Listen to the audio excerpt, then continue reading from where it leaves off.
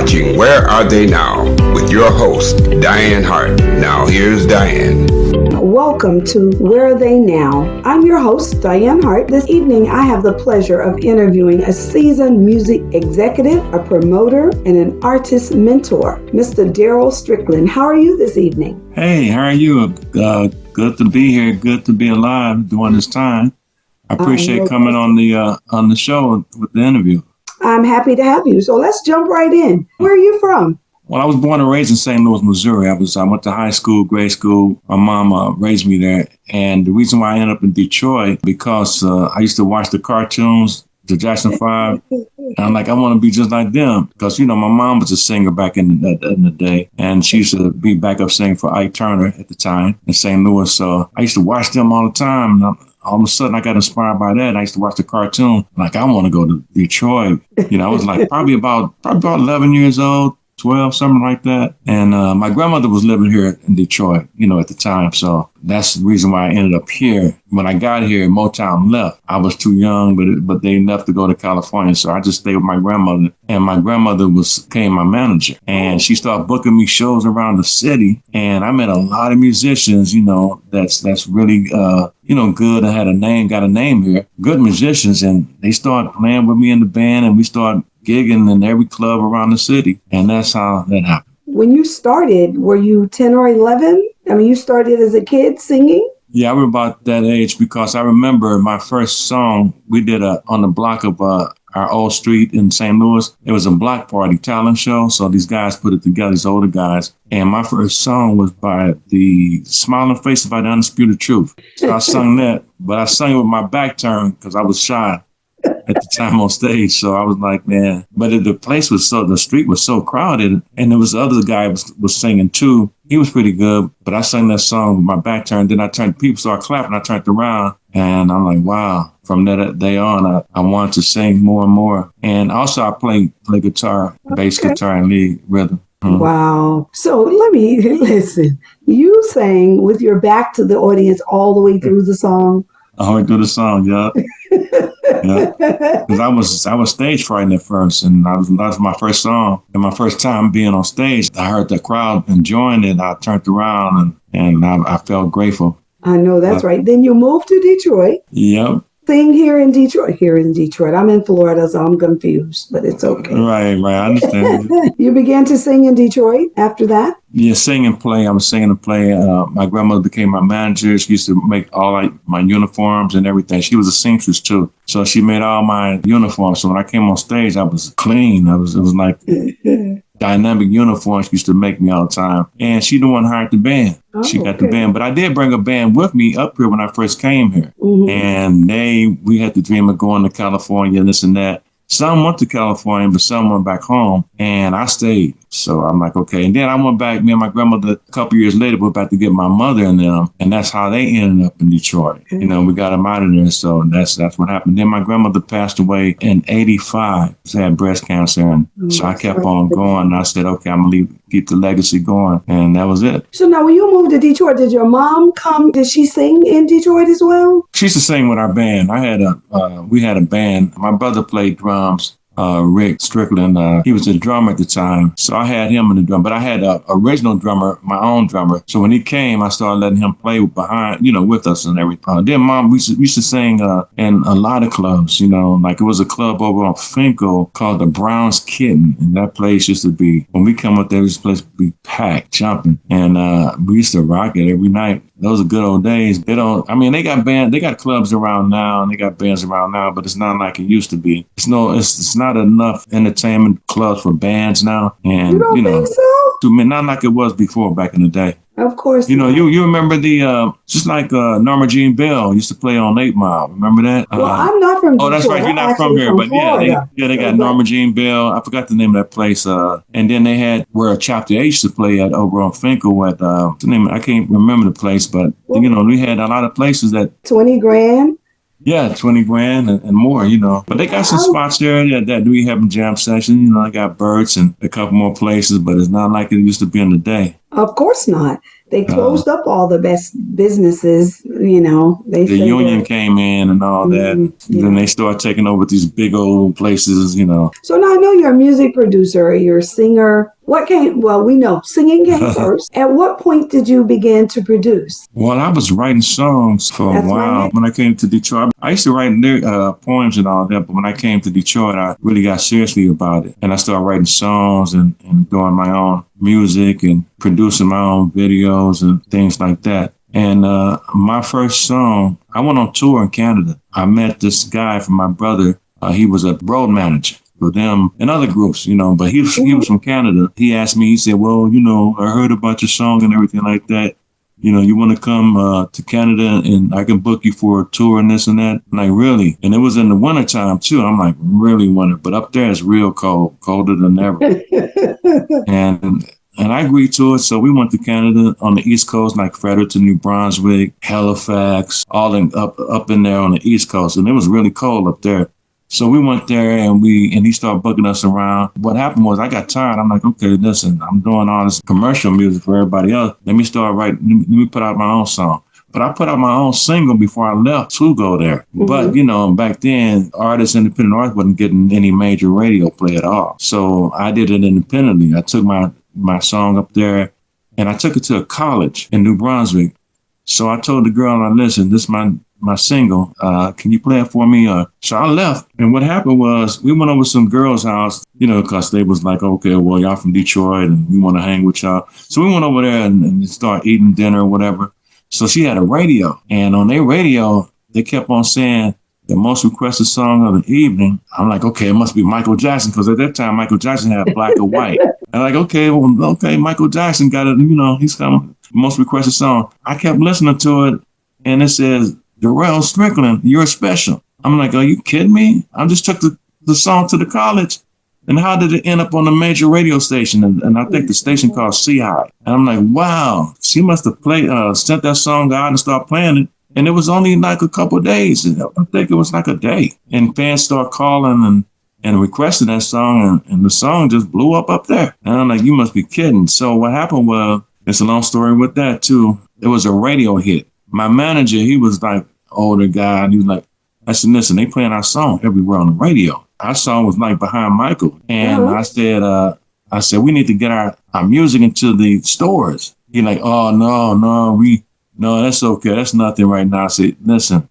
And he was like, cause he's old school and Right. Let me tell you this. Our song was so popular that I was sick at home one time up there in my trailer. And my brother then went to the club and we had shirts made up with You're Special on it. Because that was the name of the song. They went there and he played like he was me and brought the girls back to the trailer. I'm like, okay, so how did y'all get into the club? Well, I had your shirt on and I told him I was Darrell Strickland. I'm like, so I'm like, okay, that's cool, whatever. From there, man, the song just started hitting everywhere and girls and all that. Because it was about the song about the girl, you're special and this and that and how special. After that, it just went up. The whole downside about it is that my manager didn't see the need to put the records in the stores in the mall. And every time I went to the mall, the managers at the stores would say, Darrell, it's summertime. You got to get your songs in the store. If you don't, the kids go back to school and it's going to be too late. Wow. So it's just a radio hit. Well, at least you knew that you could write a hit. That was the important part. Yeah. You knew you could hit. Hey, you knew you had a hit. Actually marketed it correctly, you would have blown up. Right. And back then I didn't know nothing. Song. I'm like, okay. And then my mother, she sent the she had the masters pressed up to records. But it was too late because by the time we got it to Canada, the song was like, okay, it's just a radio song. The kids was like going back to school. They wasn't asking for it no more. Because every day they used to ask for the song to buy it. Right. Such is life, right? But you learned a valuable lesson, a lesson that I think you're going to be able to talk about when we get to the end of your interview. How many songs do you think you've written? I've written a lot. I got a lot of songs, just stored away. And I got songs that's all on the internet, overseas. I don't know how my songs got overseas. I never sent them there, but they bootlegging my songs overseas. It's a black market. I tried to get an attorney. They like, okay, you can't go over there. It's a black market. If you sent me over there, it costs too much money and I don't know where to go. He'll find out where to go. It won't even be worth it. So I said, okay, let it go. So they selling my records on the internet, talking about it's a classic hit for $50. a record and $30 a record. Yeah, it's on there now. Did you have BMI? You had signed up with BMI. You had the. When I did that song, I don't think at the time, I don't think I was with BMI. I learned about it later. That's all right. You're still here. I got the other ones registered with BMI. It's covered now. I learned a lot. I know you did. I'm sure you did. So let's talk a little bit about some of the folk that you have played with. Let's talk a little bit about those folk. The producer. Or that you played with, some other entertainers. Well, I did a lot with, I used to write with Carolyn Franklin and Aretha Franklin's sister before she passed away. I played with the Contours back in, when I first came to Detroit.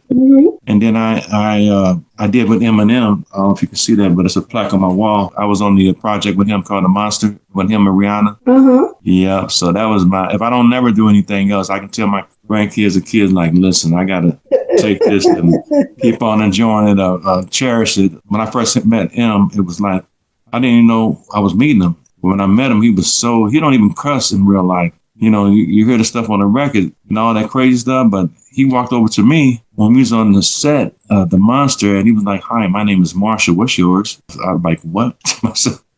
I'm like, he didn't say, what's up, man? Or what up, though? None of that. He was like, hi, my name is Marshall. I'm so glad you came. Me and Dr. Dre appreciate you coming. I'm like, I almost fainted like a girl. I'm like, man, that was so encouraging, inspiring for all the things I went through with the music. And, he said, if you need anything, just let Paul know. And then he gave that 3-day concert with him and Rihanna. When they seen that picture with me and them, the girls was blowing up my Facebook page. And where is he at? What? Don't you know? You know where he at? You what? I said, I don't have no idea. I don't even know if he live in America. I can't. And if I did, though, I wouldn't tell you nothing. Exactly. So it was like when I went down to that concert, because they gave me the passes and all that VIP, I seen people from India, Israel, London, everywhere, just to come to see him and Rihanna. And they sold out for 3 days at Co-America. I'll never forget it. Everywhere. So you really enjoyed that. Then let's talk a little bit about who were some of your major influences as you came through the industry, as you've come through the industry. Well, I started off, St. Louis is blues, mostly blues. It was no hip hop then when I was growing up, no rap back then. Not to Detroit. So I started out with blues. I think it's Albert King, B.B. King, and there was some older guys who lived around the corner from me at St. Louis. And I didn't know how to play guitar. I used to watch my mother guitar player, and I used to say, can you teach me how to play guitar? His name was Walter Harrison. I'll never forget it. He got killed. He was trying to get a friend out the car, and a driver hit him and killed him. So that crushed me right there. There's some guys around the corner used to play all the time. So I used to run and look in their window. And when I look in their window, I'm like, the one guy, the band leader called me. He's like, what you peeping through the window for? I said, I just want to play guitar and learn how to play. I like y'all. I like what you're doing and how you sound. Can I come? He said, I'll tell you what, I'm going to let you in. You sit there and just look. For the next 2 or 3 weeks, don't say nothing. And then if you don't say nothing and learn, then maybe I'll show you how to play guitar. So I just sit there every day. I just looking at him play, watching his fingers. What I did is I wrote down how his finger structure was on a piece of paper, and I used to go home and study it. And because my mom had got me a guitar then. And I said, okay, they holding their hands like this, the structure on the guitar like that. Okay, I still needed some more help. So after that time was up, he said, now you ready? I'm like, yeah. So he said, okay. So I brought my guitar in, and the first song I learned was that James Brown song, I Feel Good. Yeah, it was that one. I learned that song, but it was killing my fingers. I'm like, man, I don't want to play no more. Y'all crazy. How can y'all hold a guitar like that in your fingers, and then you calluses, you got to wait till they get tough to. I'm like, oh, this is too much for me. But I kept at it. So I learned my first chord was a G chord and all that, and I kept on coming, never gave up. And he said, guess what? He said, we're doing a show in the suburbs outside. He said, you want to play with us? I'm like, yeah, y'all think I'm good enough? He said, well, you got to learn this show, keep on listening, and keep practicing. So I learned the songs, and I kept practicing. So it was a Saturday. It was outside. It was in the suburbs of St. Louis. And he said, I'm going to pay you $50. Back then, it was like $300, $500. I said, that's a bet. So I went there, and we played all types of songs, Bobby Womack, B.B. King, stuff like that. So I'm like, I felt good, because after that, I went on, and I started playing the guitar. And I started off on guitar, and then I ended up on bass when I got here. Oh, okay. What you say? $50? Yeah, I'm gonna play and I'm gonna learn how this goes. I can make Right. real money, right? Right. I remember I played real money, and I started learning songs, every song, all kind of songs, whether it be the Average White Band or the Beatles, whoever it was, R&B, blues. It doesn't really matter. I learned it all. I know that's right. Well, Yes. we're going to take a break. And Okay. when we come back, we'll talk a little bit about this song. But we're going to take a break and we'll listen to You Doing Too Much. And we will be right back. That's Kid and Darrell Strickland on the beat. She thinks she paid the cost to be the boss, but the truth is the girl is really lost. Always trying to sell to the world she real, but turn around and beg a man to pay her bills. Always telling me she knows how to live, but she can't dress unless it's so provocative. Baby, you're doing too much. Yeah, you're doing too much. Quit breaking my heart, cause you're doing too much. Cause everything you try to do, from every kiss to every touch, the truth is, lady, you are doing too much. You used to be the flame in my eyes, but you play too many games in life. Do just about anything for someone to know your name. Beautiful on the outside, but ugly inside, and it's a shame. When will you turn away from your foolish pride? Went from being a queen to a real Jezebel in disguise.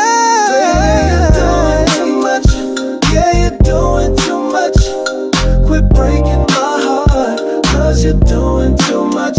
Cause everything you try to do, from every kiss to every touch, the truth is, lady, you are doing too much. You need to turn your life around, cause all you do is bring me down, yeah. Turn your life around and stop bringing me down, cause you're draining me.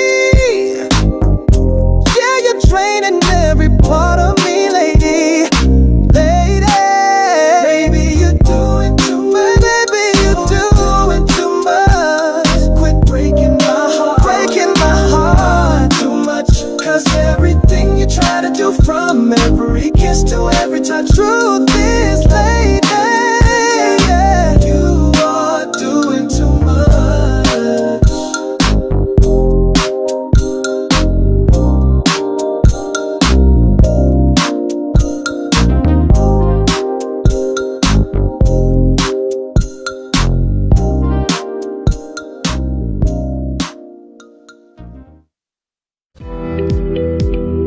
You are watching Where Are They Now with your host, Dianne Hart. Now here's Dianne.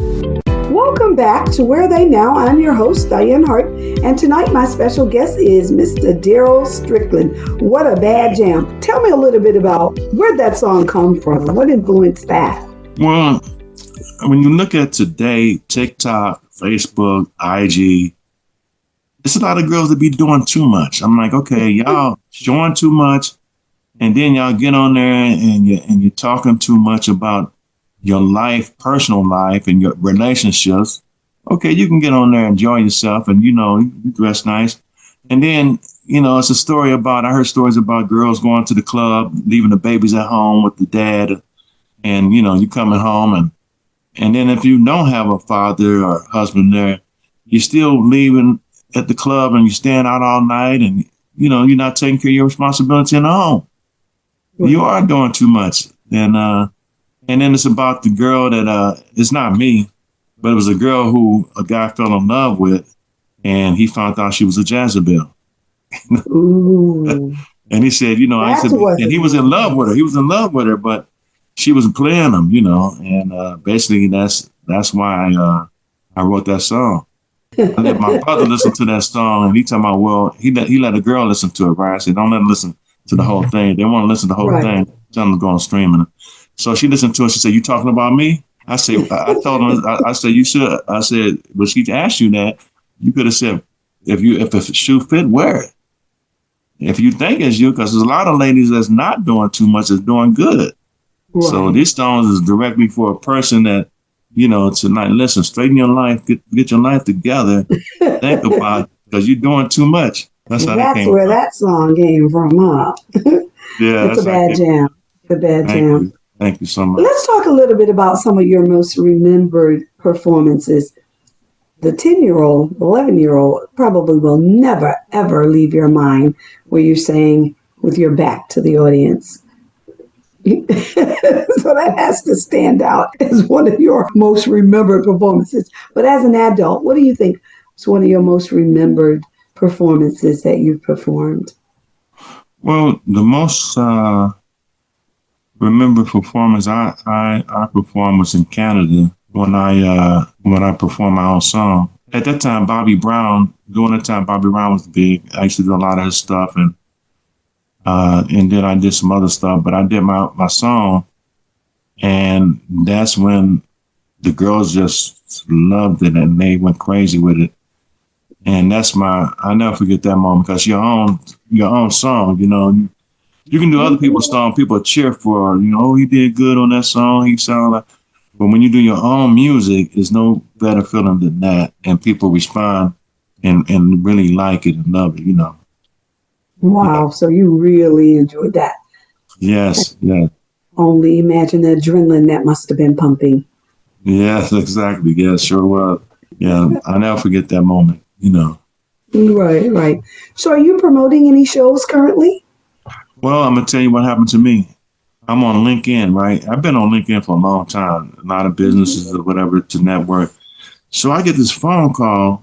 No, not the phone call. I get a message, and I'm thinking it's like a scam. Uh-huh. So this Caucasian lady, from Wayne State, she's a PhD, a doctor. And I'm like, she said, well, I'm doing a Voices Unlocked show. It's going to be featuring different, and it's about mental health. So when she seen what I had on my page, because, I was promoting mental health concerts, and my partner was doing that to make awareness of mental health. So when she seen that, she said, you'll be a good fit for my upcoming show at Wayne State University. I said, when is it? She said, September the 25th. I'm like, really? And I said, what you want me to do? She said, can you sing the songs that you got out? So she said, yeah, I'll pay you for doing it. We'll pay you. So it's a bunch of scientists and doctors, and they're doing this awareness. It's called Voices Unlocked. And it's going to be, then you got an orchestra of doctors. They have an orchestra that's going to be performing too. So it's not only me, but it's going to be me and Harold Thomas. He's from Detroit. I got him on the show. And basically, I was shocked. I'm like, really? You call me on LinkedIn? So you'll never know who people will get in touch with you when it comes to social media. They do have a good thing about it when it comes to networking. And I'm just getting ready for that. Okay. Are you playing right now, or are you just not playing until you do this show in September? I'm just working on my EP. I got 3 songs out. So I'm putting like,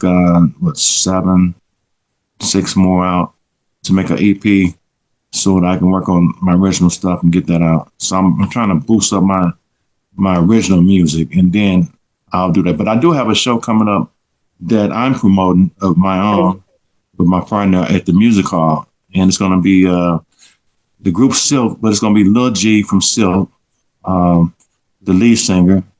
And it's going to be Surface. And we're looking at Brownstone, the girls group Brownstone. Mm-hmm. And Harold Thomas locally, he's going to be performing. So that's going to be November the 22nd at the Music Hall. And basically, it still is bringing awareness to mental health, And basically, I think I told you that I just graduated from with my associate degree in mental health and social work last year. So I'm just doing my internship online because my mother's sick and I got to do it online. And I did that last year. So that's why I'm really concerned about mental illness, because a lot of people I know is affected, especially my mom with the dementia, and a lot of people in Detroit, and the police, they mean well, but they don't know how to handle a situation like that. So that's why I'm doing that. And then I'm making awareness with the mental health concert, because people love music. So that's why I concocted that with the music, so that people can like, oh, okay, it's going to be a good, the show, the music. And then I have, we had Dr. Sabrina Jackson. She's a mental health specialist. So she normally hosts our show. So, and that's what it is. Well, look, not only are you enjoying the music industry, but you're giving back and doing good. And there are so many people impacted by mental illness. So no, you could never put out enough. It's not enough, yeah. Bring awareness to what it's really like, because a lot of people don't realize it, even when they are impacted by mental illness, what it is, and so. Right, with the right facilities and the right message and the right help, resources, we can make a difference together, Absolutely, you can. So that's at the Music Hall on November 22nd. What time will that show be? The doors open up normally at 7. The show starts at 8 p.m. and tickets will be available soon. The tickets going to sell like next week, really. Yeah. Okay. Yeah, they're going to sell next week. So let's talk a little bit about where can your fans find you out on the social media platforms? Where are you? All I want to do, I got my songs on Spotify, Apple Music, iTunes, Amazon, and more streaming. But I'm on Facebook, I'm on IG, and they will know my name because they'll see me with a picture with M on my front page. Mm-hmm. I got I have a doctor jacket on, like Dre had. M laying in the chair, psychology chair. He scared me to death when he was doing that set. I'm like, oh boy. Because he fell off the chair and he was still rapping. I'm like, oh my God. Now, how can I stand still with a pen and a pad in my hand and keep a straight face? I'm like, is he going crazy or what? But no, that's why he's so famous. That's why he's so talented, because he brings it out, like that. Right. So yes, that's where they can find me at. Yeah. And they can find you just under your name? Yeah, on my page, Facebook is Darrell Strickland. Yep. Okay. Yes. So make sure y'all find him right out there on all the social media sites. Yes. Obviously, even LinkedIn, which is normally a business site, but that's where people go looking for people that they want to Exactly. Connect. It's a lot of networking on LinkedIn, a lot. That's how I got the show at the Wayne State University. Yes. And you can network with other people, too. It's like, you'll be surprised who you run into that can help you with resources, Well, we're going to take another break, and we're going to play your second song, I Want to Make Love. And then when we come back, we'll talk a little bit about what inspired that song.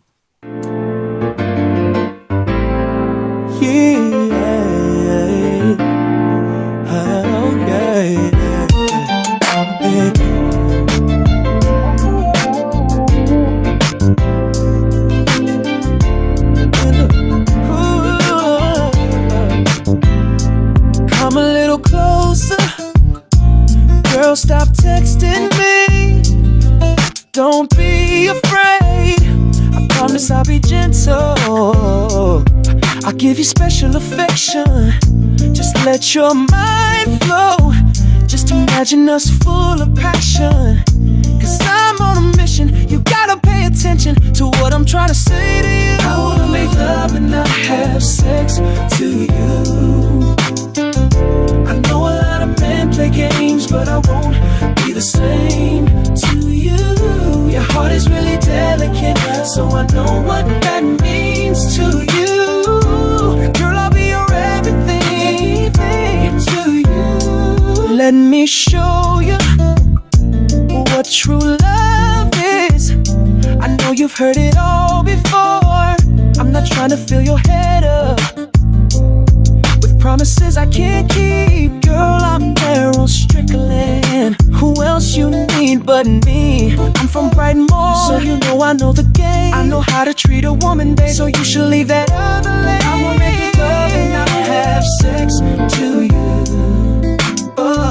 I know a lot of men play games, but I won't be the same. You let them be me. Your heart is really delicate, so I know what that means to you. Girl, I'll be your everything to you. All you really need is me. I can be your friend, your rider and son you trust.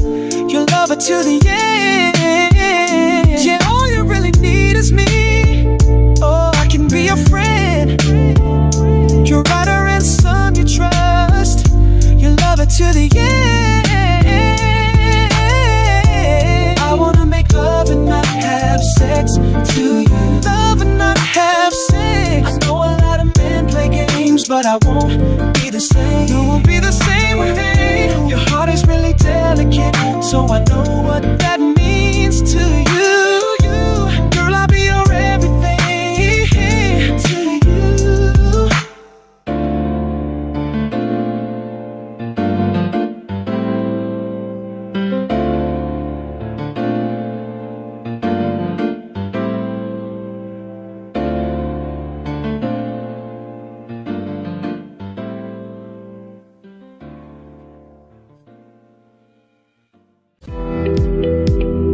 You are watching Where Are They Now with your host, Dianne Hart. Now here's Dianne. Welcome back. I'm your host, Dianne Hart of Where Are They Now? And tonight, my special guest is Mr. Darrell Strickland. What a jam you got. So what inspired that song? Well, I had a song called I Want to Make Love Not Just Sex that hit in Canada. I was signed to Polygram, and it was playing on the radio station here, like JLB. It was really playing.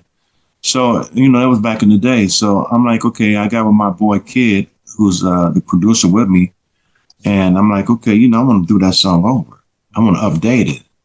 See, the song was talking about, I want to make love, not just sex. It's a lot of guys out here just want women for sex and not just love and cherish and really, get to know their personality and get to cater to them. And that's what that song is all about. That's why it talks about, I want to make love, not just sex on the hook line. But if you think about it, if you listen to it, people are like, oh, okay, he's saying, no, I'm saying I want to make love and not just sex. That's what it's saying. And you wrote that song? Yes. I know that's right. What you say, let me make love to your mind, not just your body, right? Right, exactly, yeah. But it's R&B-ish, it's like, okay, it's the R&B is updated and, not only would the young people like it, the older people like it too. Right. As far as the message, and women, it's really for women. I write a lot of love songs. Okay. Yeah, a lot of love songs. I mean, I can write other stuff too. Like I'm working on something that's going to build up the world and give them some inspiration about when you're down, when it comes to mental health or whatever you're going through.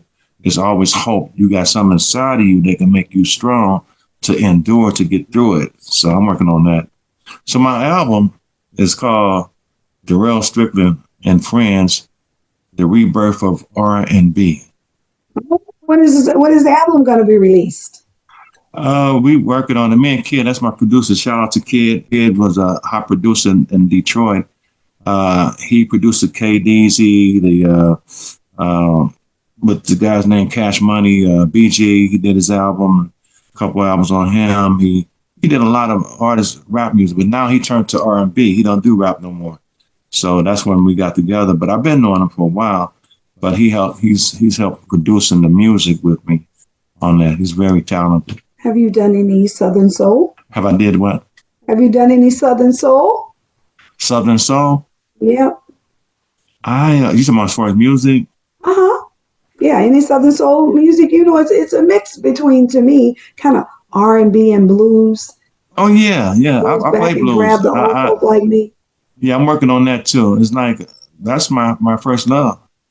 The blues and like that's what when I do, if I do a jam session, the first thing I'll do it to B.B. King. Oh, okay. Oh yeah, I do that.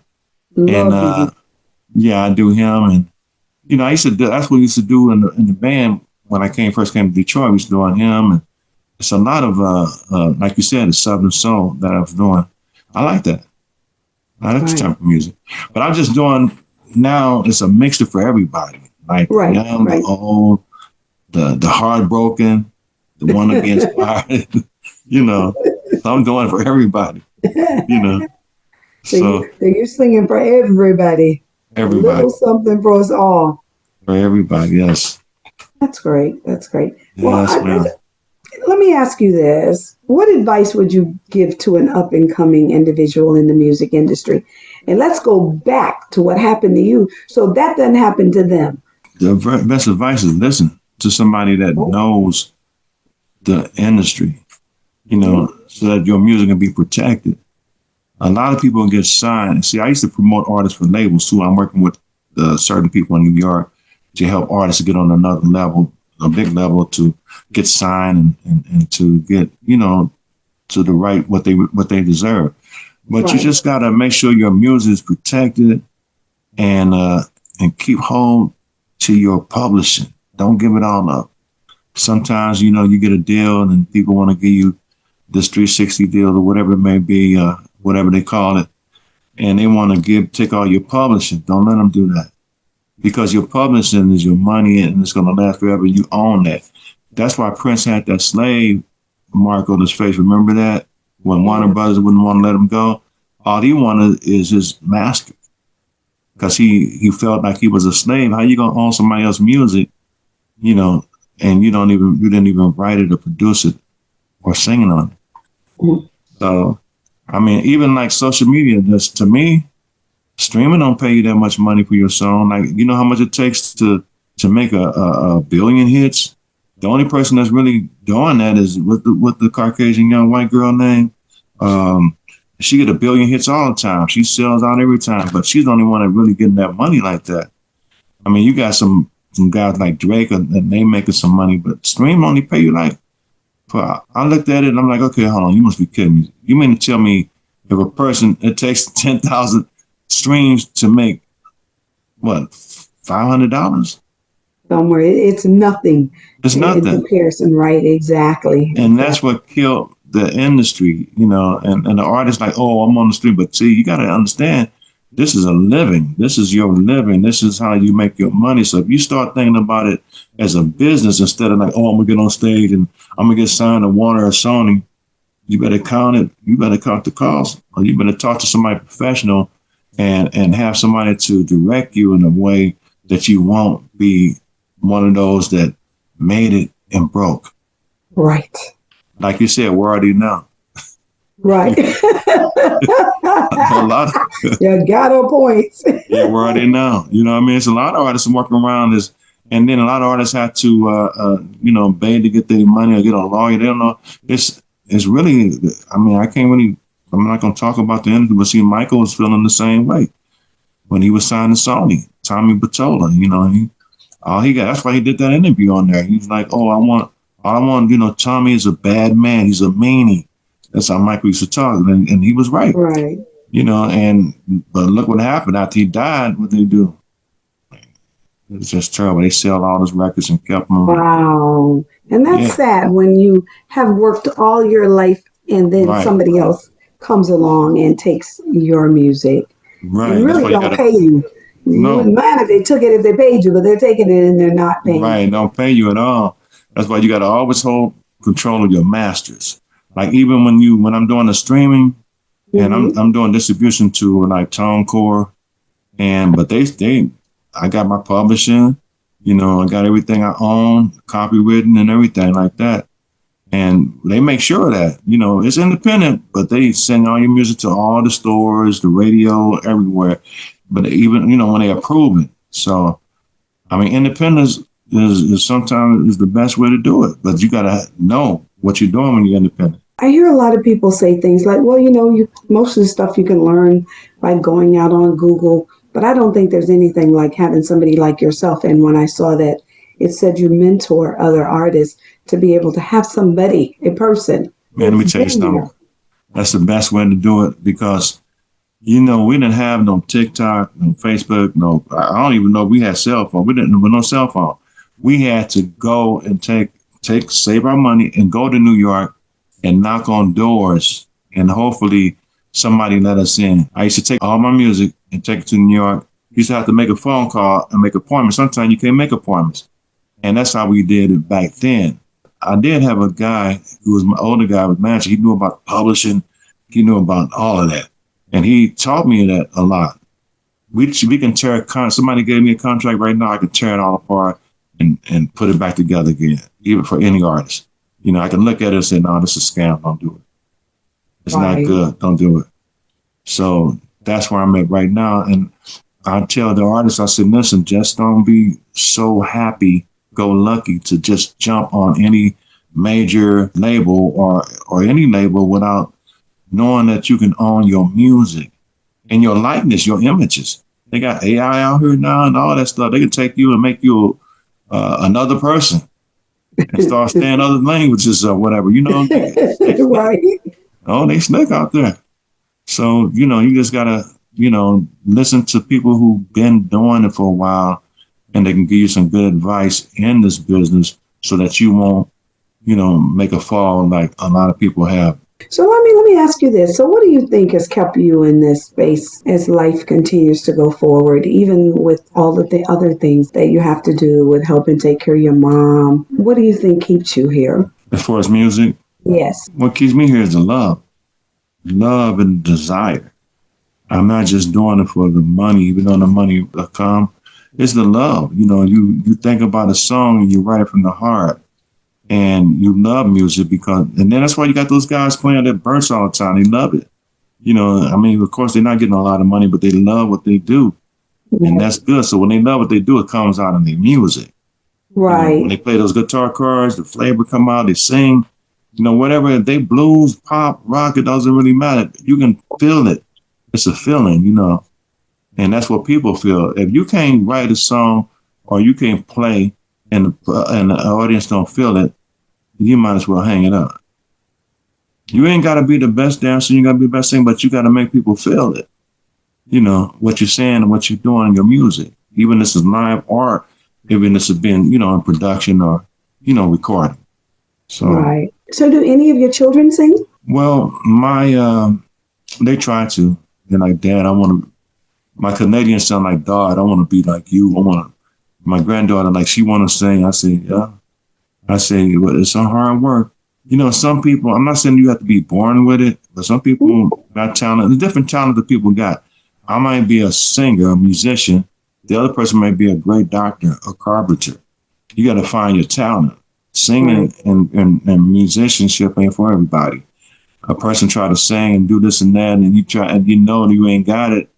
And if you're going to spend millions of dollars to try to make it happen, you're just spinning the wheel. If you ain't got it, you ain't got it. If you got it, you got it. That's it. You think your kids might have it? They could if they work hard, if they concentrate. Right, they work hard. Can concentrate if they take hard work.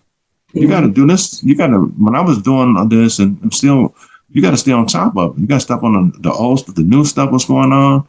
You got to, your vocals got to be tight. Your musician, you got to step on your chops. And then you got to have the knowledge and then you got to be disciplined. You got to be humble. And it's a lot. It's not easy. You can't just jump out on stage and think you Britney Spears or somebody or Michael Jackson. Because I used to see. I remember when Chris Brown was 16 years old. Friend of mine, he's a music director, great music director. He played with all of them. We went to New York because he was on tour with Chris Brown at 16 years old, and we went on his tour bus. Girls writing all on the window. I said, man, I took pictures of the tour bus. They love him, but I'm like, who's this kid named Chris Brown? And he's 16 years old, and came back to Detroit. He was playing outside for a benefit. I seen this guy doing flips, backward flips. I'm like, hold on for a minute. Who is this kid? And I couldn't believe it. I'm like, okay, Michael do the spins, but he's doing backward flips, right, and forward flips. I'm like, it's good. Alphabet. Who is he? Where he come from? And he just blew up. He just left here, and he was he sold out. I think it's Co-America Park, Ford, whatever it was. He sold out 3 days, 2 to 3 days. People was outside. It was 30,000-40,000. So he said, listen, they did an interview on a pod interview, and they said, people said that you better than Michael. What you think? He said, I will never be better than Michael. He said, I myself, and matter of fact, I'm inspired by Michael. If it wasn't for Michael, it wouldn't be no me, because he inspired people like me. And I looked up to him after that. He's a young guy talking like that, you know what I mean?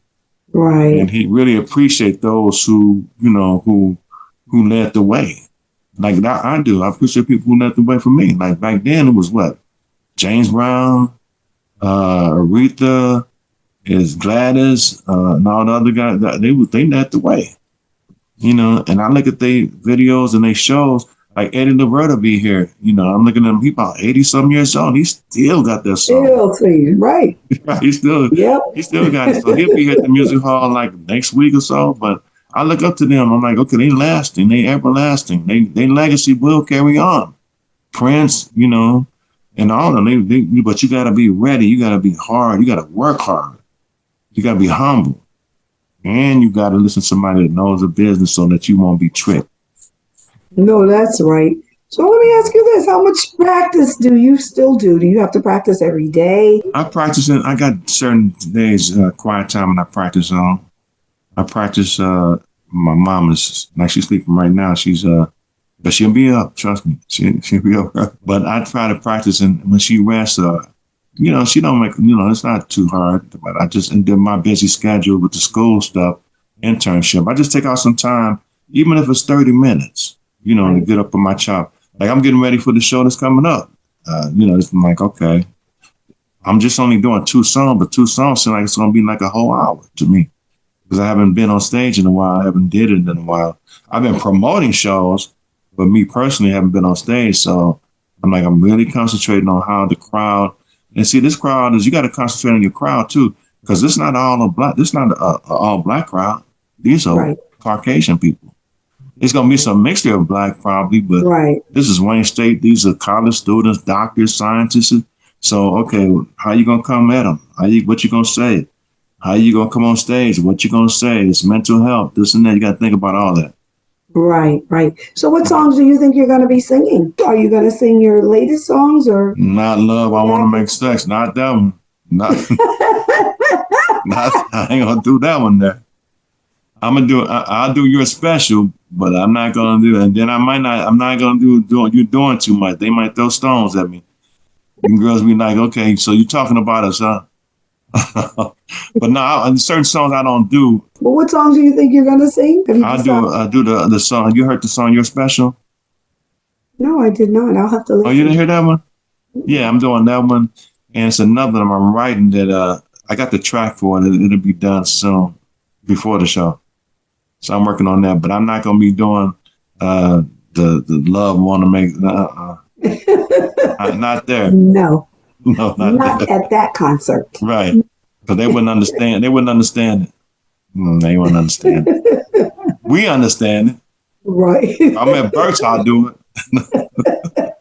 Music hall, something like that, but no. Right. So that show is going to be on November 22nd. That is going to be at the Music Hall on November 22nd. Doors open at 7. Show starts at 8 p.m. You say tickets will go on sale pretty soon. So listen, people. Let's get your tickets. Let's support Darrell Strickland and what he's doing. And if they want to come see me in Wayne State, it's free. All they got to do, I'm going to send you the flyer. And all they got to do is the QR code, put their phone into it, and then register to get in free there. Wow. That's on the, that's on the 25th. Yeah, that's on the 25th. September. November? Oh, September 25th. Yeah. September the 25th is the Wayne State University. The music hall is November the 22nd. Right. That's with with Lil G from Silk and Surface and Harold Thomas and Brownstone. The group Brownstone. Right, okay. We're working with them now, negotiating that. I know, that's right. So the first one, it will be the September 25th. 25th, you're right. September 25th, you're right. Don't confuse me, Darrell. No, I'm just, I'm getting older. Don't try to confuse me. I'm getting older. You get older, you be like, okay, all right, come on. Do I know? Get back together. That will be a free show at Wayne State. Right, but they have to register. It's a flyer that I got up, and I'll send it to you too. Okay. It's called the Voices Unlocked, and they did the flyer and everything. I look forward to that. So we'll be happy to put it up on Detroit Hot Radio's Facebook page. Appreciate that. Oh yeah. We definitely want to ensure that we give you some support, that we give all of our entertainers some support. That's love. That's what we need now, because like I said, radio come a long ways, but when it comes to independent artists, we need an outlet like you guys, you know what I mean, to help get the message out there. Because, like I said, it's all political, but they come a long ways. They playing some more artists in Detroit now, but I don't really like the music they play on certain station, they beginning to cuss, degrading. And I still stand on that, on certain stations. That's why I be listening to 92.3 and I listen to 105.9. But, they just got to get on Detroit. You better get on Detroit High Radio. We jam. Yeah, I know now. Yeah, definitely. First. Oh yeah, no, yeah. We're live and we are really playing every bit. We're playing a lot of music, not all that cursing because neither the owner nor any of us. Well, it's sent a bad message to the kids that we're trying to be a mentor to, or what do you think they're gonna listen to and how they're gonna be when they grow up? And then if you look around the statistics around Detroit, we're getting murders every day. Yeah. Kids, 15-year-old kids are getting killed. One just, it's just terrible. So I'm not saying that every kid is like that, but that can be a bad influence because they're gonna like, oh, I want to do that. I want to be just like that. I can go out and rob somebody. They don't know that this ain't real on record. Right. This is hype, and they don't really understand. Right. They don't know that. Oh, yeah. Right. So that's the world we live in. And we're absolutely different. There's no question about it that we're different. And we want to make sure that people understand that's really not the way it should be. So it's nice to be able to talk to you and have you explain that to these young folks. Thank you. I will.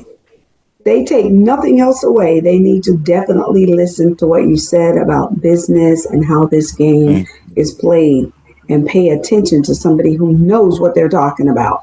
As opposed to just listening to other people who don't know what the heck they're talking about. Yeah. I appreciate that because my thing is that when I'm gone, I want to leave a legacy behind of leading these young ones to something positive, then being a downfall and like, oh, okay, because of him, his name. No, not that. That'll never be me.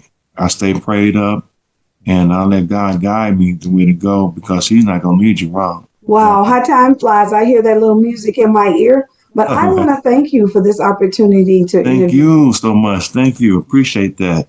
It's a pleasure to be on Where Are They Now? That's right. We want to know exactly where you are and what you're doing. So this gives us that opportunity. So listen, you can watch Where Are They Now every Thursday night at 7:30 on Detroit Hot TV, Facebook.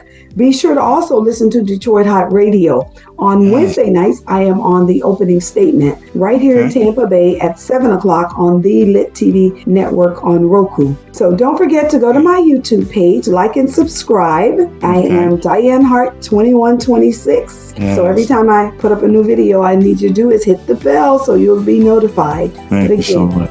Thank you. And can you write all that stuff down? Because I'm getting old and I can't. I mean, I probably dress young and look young, but I can't remember all that. But you can send it to my. I'm gonna put it up to my email or something. That's right. I will do just that. So you'll be able to watch and hear me on Where They Now and the opening statement. Those are my two television shows. So thank you very much. I really do appreciate you. Thank you, and thank Andrea and everybody else on your staff for giving me this opportunity to get my message out.